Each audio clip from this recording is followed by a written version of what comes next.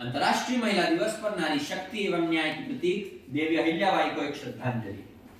18वीं शताब्दी का पूर्व, जब औरंगजेब के नेतृत्व में मुगलों का शासन हिंदुस्तान पर कमजोर पड़ता जा रहा था, तब मराठे पेशवा साम्राज्य के नेतृत्व में एक बड़ी शक्ति के रूप में उभर रहे थे और अपने साम्राज्य का विस्तार कर रहे थे। पेशवा के सबसे कुशल और विश्वसनीय सेनापति मल्हारराव होलकर, जिनको मालवा इंदौर रियासत की बागडोर मिली थी।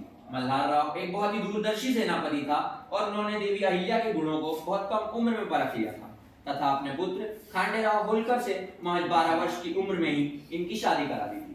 देवी अहिल्या महाराष्ट्र के गांव चौंदी में एक सरपंच मानकोजी शिंदे के घर पैदा हुई थी, परंतु अपनी दूरदर्शिता, कुशल नेतृत्व एवं न्यायप्रियता के बल पर मालवा के होलकर रियासत को बुलंदी पर पहुंचाया और आज हम जिस खुशहाल व समृद्ध इंदौर में रह रहे हैं, वह देवी अहिल्या के द्वारा ही स्थापित एवं विकसित की गई है। अपने प्रारंभिक जीवन में ही कई मुश्किलों एवं कठिनाइयों, जैसे 29 वर्ष की उम्र में ही पति खांडेराव होलकर एवं 22 वर्ष की उम्र में ही पुत्र मालेजीराव होलकर की असामयिक मृत्यु का देवी अहिल्याबाई ने डटकर सामना किया तथा होलकर साम्राज्य की यश एवं कीर्ति को पूरे हिंदुस्तान में फैलाया। देवी अहिल्याबाई एक कुशल तीरंदाज योद्धा थी एवं हाथी पर चढ़कर लड़ती थी। तो आइए हम आनंद उठाते हैं देवी अहिल्याबाई के जीवन के कुछ प्रेरक प्रसंग का एवं अंतर्राष्ट्रीय महिला दिवस के अवसर पर छोटी श्रद्धांजलि पेश करते हैं। देवी अहिल्या का दरबार सजा हुआ है, तभी मंत्री एक संदेश लेकर आता है। महारानी अहिल्या देवी की जय हो। कहो आमंत्री, क्या खबर लाए हो? महारानी, गुप्तचर एवं विश्वस्त सूत्रों से पता चला है कि पेशवा रघुवर इंदौर रियासत पर एक बड़ी सेना के साथ आक्रमण की योजना बना रहे हैं ताकि वे इंदौर पर अपने सिपह सालार को बिठा सके। उन्हें किसी ने गलत सूचना दी और बहका दिया है कि एक औरत कमजोर होती है। एक औरत का काम घर की देखभाल करना है, ना कि रियासत एवं सियासत करना। एक औरत कमजोर होती है और उससे मालवा जैसी रियासत नहीं संभाली जाएगी, अतः वह आक्रमण की योजना बना रहे हैं। अच्छा, तो यह बात है। पेशवा को बहुत बड़ी गलतफहमी हुई है। उन्होंने नारी शक्ति को बहुत कम आंका है और अगर वह ऐसा कुछ करने की योजना बना भी रहे हैं तो बहुत बड़ी भूल कर रहे हैं। वो शायद काली एवं दुर्गा जैसी देवी के अवतार को भूल गए हैं। हम डरेंगे नहीं, झुकेंगे नहीं, पूरी शक्ति एवं रण कौशल से उनकी सेना का मुकाबला करेंगे तथा इंदौर रियासत की आन बान शान को झुकने नहीं देंगे। सेनापति तुकोजी, आप फौज तैयार करें। महामंत्री, आप उन्हें सूचना भिजवा दें कि हम झुकने वाले नहीं हैं तथा वे हमले का दुस्साहस ना करें। आज की सभा यहीं समाप्त। जो आज्ञा महारानी। दृश्य परिवर्तन। पेशवा राघोबा का दरबार सजा है, तभी मंत्री सूचना लेकर दरबार में प्रवेश करते हैं। छत्रपति पेशवा राघोबा की जय हो। कहो मंत्री, क्या समाचार लाए हो? महाराज, इंदौर रियासत की महारानी देवी अहिल्याबाई लड़ाई लड़ने की योजना बनाई है। वह आपका आधिपत्य स्वीकार नहीं कर रहे। उन्होंने कुशल सेनापति तुकोजी को सेना तैयार करने के लिए कहा है और आपके नाम एक संदेश पत्र भिजवाया है।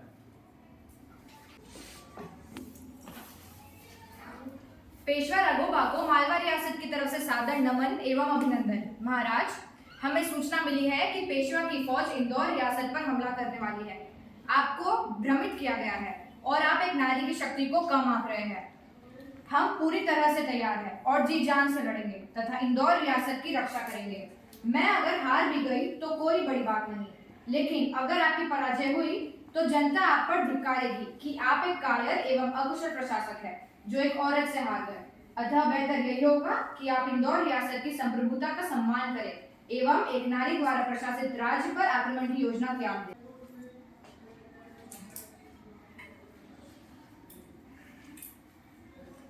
शायद अहिल्याबाई ठीक ही कह रही हैं। आपके क्या विचार महामंत्री? परंतु महाराज, आखिरकार वह है तो एक महिला ही। लेकिन उनके पास अनुभवी सेनापति है तुकोजी राव। जनता का पूरा सहयोग है। अहिल्या की कीर्ति पूरे राज्य में है। निश्चय महाराज, आप उचित कह रहे हैं। मुझे लगता है आक्रमण की योजना उचित नहीं है। महामंत्री, अहिल्याबाई को सूचना भिजवाई जाए कि हम उन पर आक्रमण नहीं कर रहे हैं। जाएं, वो अपने राज्य को और खुशहाल कर लें। देना तो नहीं चाहता, पर लिख देना। हमारी शुभकामनाएं उनके साथ हैं। जो आ गया महाराज। तो ये थी देवी अहिल्याबाई की वीरता एवं निडरता का एक प्रमाण। अगले भाग में हम देखेंगे देवी अहिल्याबाई की न्यायप्रियता का जीतता जाता उदाहरण। देवी अहिल्या का दरबार सजा है और पीछे से घंटी की आवाज आ रही है। यह तो न्याय घंटी की आवाज है। कौन हमारे दरबार पर न्याय की गुहार लगा रहा है? महारानी की जय हो। महारानी भौंसले की गाय न्याय की घंटी बजा रही है। क्या बात है? क्या तकलीफ है गाय को? गाय के मालिक भोसले को दरबार में हाजिर किया जाए। जी मां। महारानी की जय हो। क्या बात है भोसले, तुम्हारी गाय घंटी क्यों बजा रही है? जरूर तुम्ही ने कुछ किया होगा, मारा पीटा होगा, खाना नहीं दिया होगा। आखिर क्या बात है जो तुम्हारी गाय को न्याय की गुहार लगानी पड़ी? नहीं महारानी, ऐसी कोई बात नहीं है। जो कारण है मुझे उससे बताने में डर लग रहा है और मेरी जान को भी खतरा हो सकता है, इसलिए मैं नहीं बता सकता। भोसले, डरो मत, तुम अहिल्या के दरबार में हो। बेखौफ होकर बताओ क्या बात है, नहीं तो प्रजा का हम पर से विश्वास उठ जाएगा। जो आज्ञा महारानी। आज सुबह महारानी के पुत्र युवराज माली जी द्वारा शिकार को जाते समय रथ से कुचलकर गाय के बछड़े को मार दिया गया, जिसकी न्याय की गुहार मेरी गाय आपसे लगाना चाहती है। ओ, तो यह बात है। गाय के साथ न्याय होगा। जिस तरह गाय को कुचलकर मार दिया गया, उसी तरह मारने वाले को भी कुचला जाएगा। महामंत्री, आप वैसी ही व्यवस्था करें। नहीं महारानी, ऐसा ना करें। युवराज माली जी हमारी रियासत के एकमात्र कुल दीपक है। उनकी रक्षा करना हम सबका धर्म है और अगर उन्हें कुछ हुआ तो मुझे पाप लगेगा। महारानी, युवराज को माफ कर दे, आप चाहे तो हम सबको सजा देते। नहीं, यही मेरा अंतिम फैसला है। महामंत्री, आप वैसी ही व्यवस्था करें। जी महारानी। महारानी की जय हो। क्या बात है मंत्री जी, हमारी आज्ञा का पालन हुआ? घोर आश्चर्य महारानी, घोर आश्चर्य। क्यों, क्या बात है? महारानी, जब राजकुमार को रथ के नीचे कुचलवाने का उपक्रम किया जा रहा था, तब ना जाने कहां से उस मरे हुए बछड़े की मां रथ के सामने आड़ी लेटकर राजकुमार की जान बचाने लगी। महारानी, मैं बस इतना ही कहना चाहूंगा कि जिस प्रकार उस गाय ने राजकुमार को माफ कर दिया, उस प्रकार आप भी राजकुमार को माफ कर दें। ठीक है, अगर यही शिव इच्छा है तो हमें भी मंजूर। यह सुनकर दरबार के सभी लोग खुश हो गए एवं महारानी की जय जयकार करने लगे। महारानी की जय हो, महारानी की जय हो, महारानी की जय हो। अभी आपने देखा देवी अहिल्याबाई की न्यायप्रियता का एक जीता जागता उदाहरण। जिस जगह पर यह घटना हुई थी उसे आज राजबाड़ा के नाम से जाना जाता है। अगले भाग में आप देखेंगे देवी अहिल्याबाई की कर्तव्य परायणता, दूरदर्शिता एवं कुशल प्रशासक के रूप में जिम्मेदारी का निर्वहन। देवी अहिल्या का दरबार सजा हुआ है और एक महिला बहुत ही दयनीय अवस्था में दरबार में। महारानी की जय हो। अरे मंत्री जी, ये महिला इतनी दुखी क्यों है? देवी अपनी व्यथा आपको खुद ही बताना चाहेंगी अगर इजाजत। महारानी की जय हो। न्याय हो महारानी, न्याय हो। कल मेरे पति की मृत्यु हो गई, चिता की आग ठंडी भी नहीं हुई और राज के खजांची ने मेरी सारी संपत्ति राजकोष के नाम कर दी। ये सर्वथा अनुचित है। मैं भूखी मर जाऊंगी, मेरे बच्चों का क्या होगा? क्या आपके लिए मुझ जैसी बेसहारा और असहाय नारियों के लिए कोई न्याय नहीं है? आपकी बात से हम बिल्कुल सहमत हैं। स्त्री और पुरुष दोनों से समाज बनता है, तो फिर स्त्रियों को पुरुषों के समान अधिकार क्यों नहीं? स्त्रियों को भी समान अधिकार मिलेगा।